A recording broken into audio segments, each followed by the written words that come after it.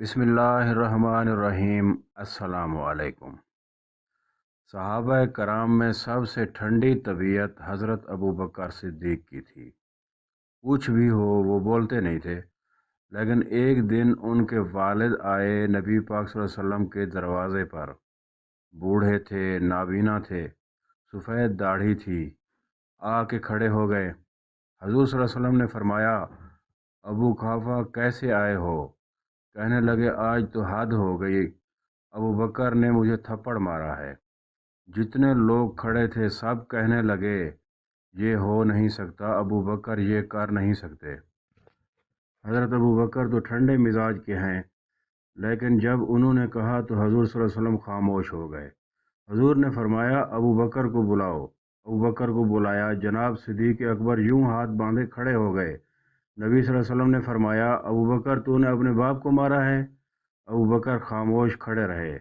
تھوڑی دیر کے بعد پھر فرمایا، ابوبکر لوگوں کو یقین نہیں آ رہا کہ تم نے ایسا کیا ہے، لوگوں کو یہ امید نہیں تھی۔ ابوبکر خاموش کھڑے ہیں۔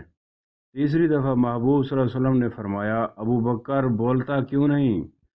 جناب صدیق اکبر نے سر اٹھایا تو آنسوؤں کے قطرے داڑھی پر گر رہے تھے۔ عرض کرنے لگے، حضور میرے باپ سے کہیے تلوار اٹھائے اور میرے ٹکڑے ٹکڑے کر دے، یہاں کٹ جاؤں گا، کچھ بولوں گا نہیں۔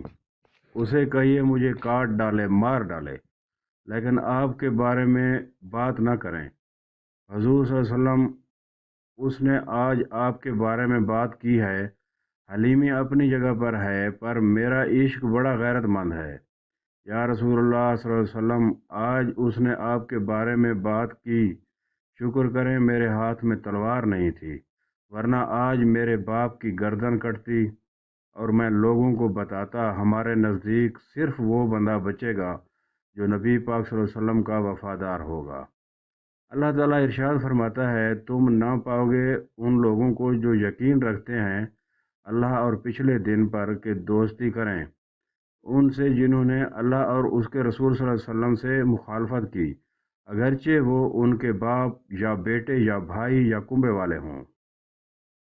امام جلال الدین سیوطی رحمۃ اللہ علیہ نے لباب النقول میں فرمایا کہ یہ آیت حضرت سیدنا صدیق اکبر رضی اللہ تعالیٰ عنہ کے حق میں نازل ہوئی جب انہوں نے اپنے باپ سے نبی کریم صلی اللہ علیہ وسلم کی گستاخی کا کلمہ سنا تو پھر تھپڑ مارا۔ علامہ اسماعیل حقی رحمۃ اللہ علیہ لکھتے ہیں کہ سیدنا صدیق اکبر نے ایسا زوردار تھپڑ مارا کہ وہ زمین پر گر پڑے۔ دوستو، اس قسم کے اور بھی ایمان افروز واقعات سننے کے لیے سبسکرائب ضرور کر دیا کریں۔ شکریہ۔